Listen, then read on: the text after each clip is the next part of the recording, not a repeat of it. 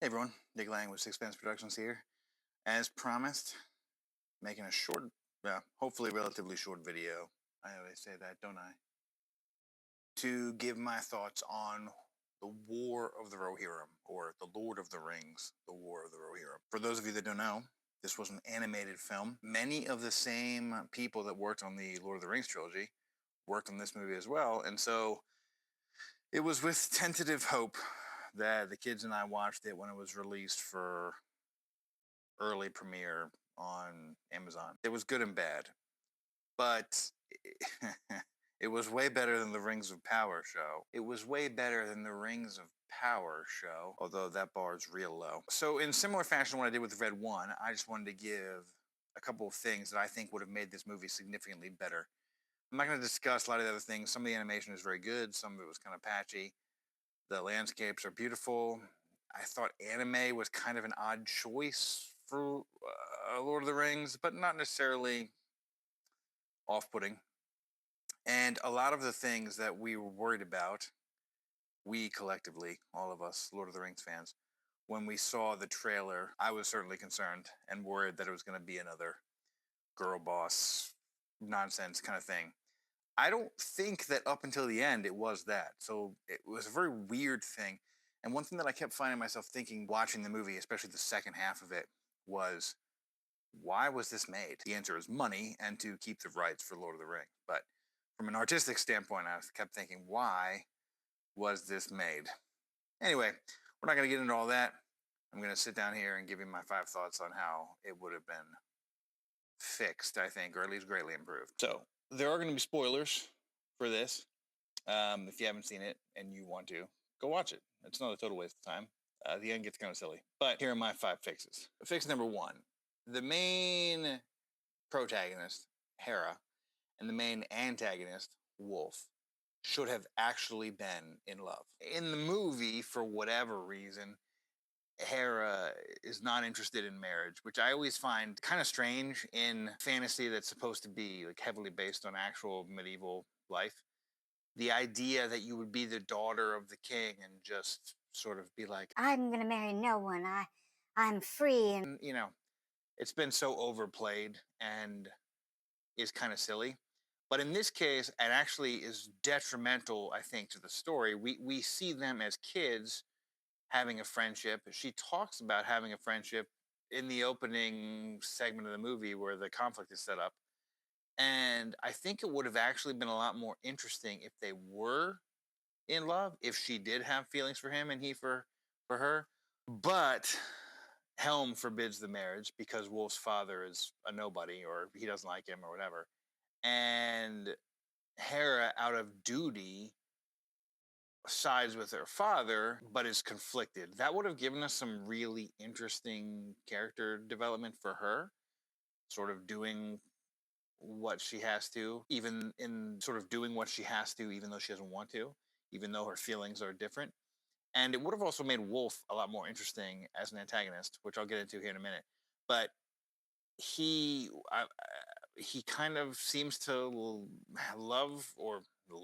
He kind of seems to be interested in her and marrying her initially. By the end of it, he still talks about it, but you're also like, why? So it would have been a lot better if the two of them actually had feelings for one another, and it would have set up a very difficult, challenging conflict for them. Change number two: Wolf should not have been comically evil. This was really disappointing because in the opening sequence, again, it seemed like there was going to be some genuine conflict and that Wolf was going to his father is killed by Helm, and even though his father is ostensibly not a great guy, he has some decent motivation. It would have been a lot more interesting if Wolf, like all great villains, had perceived himself as being the good guy.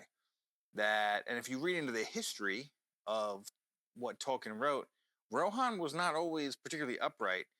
Helm himself is not a nice guy and is not necessarily a kindly king. If Wolf and Hera had loved each other, the refusal of Helm for the marriage and then the killing of Wolf's father had been the final straw in what Wolf perceived as a long line of grievances, that rebellion was his duty and that he cared about his people and he was going to put a stop to all this.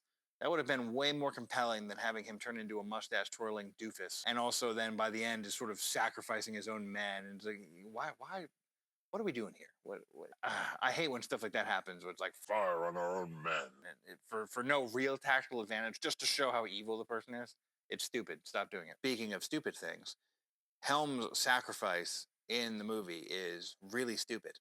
I'm not even going to get into all the details.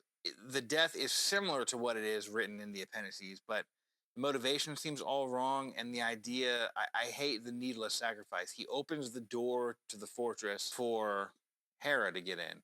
And then instead of opening a little bit more for him to get in, he has time to have this conversation with her about how the people of Rohan really need her and not him. And then he turns around and fights off the Dunlendings and Dunlending, and then freezes to death. He does freeze to death hunting soldiers in the appendices, but the addition of the sort of needless sacrifice, you could have very easily had him actually protecting people, even his daughter, and died that way or what have you. You could have written it in a way that still happened, or that he had to be trapped outside, but they didn't. And I hate needless, pointless sacrifices like that when you have these epic heroes. Because Helm is a really interesting character. He's tough. He's hardcore. So it was dumb. Change that. Get rid of that. Change number 4. Hera's climactic duel at the end. I would have completely changed. The first half of the movie sets her up to be a capable rider. She can handle a sword, but she's smart and quick thinking and assertive when it comes to danger. There's no indication in the first half of the movie that she's a great sword fighter at all. And having her just put on the wedding dress as a statement to then duel Wolf and then just beat him, I thought was really kind of dumb. What would have been way more interesting and cooler would have been for her to set up this duel, challenge Wolf in a way that he has to accept because of the honor of his men. But also, if they're in love now, remember, maybe she's horrified by some of the things that he's done, but she doesn't necessarily want to kill him. And he doesn't want to kill her either. He thinks he's a hero, right? He thinks he's liberating the Dunlending. I can't say it. The Dunlending. So it would have been way more interesting if it was purely a stall for time, that she was fighting him, but also trying to reason with him. And he's fighting with her, but also trying to reason with her.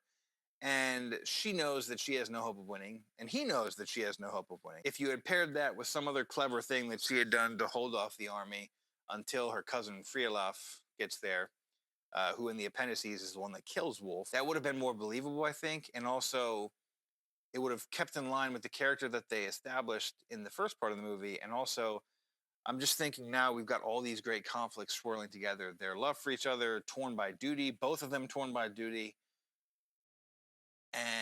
But she's also fresh off the death of her father. But Wolf is still hurting from the death of his father. It just becomes a really interesting character dynamic that the sword fight is going to be interesting regardless. Having it all of a sudden in the real movie go from sort of her being quick thinking and plucky to just beating grown men with a sword and backflipping over them or whatever other nonsense happens at the end.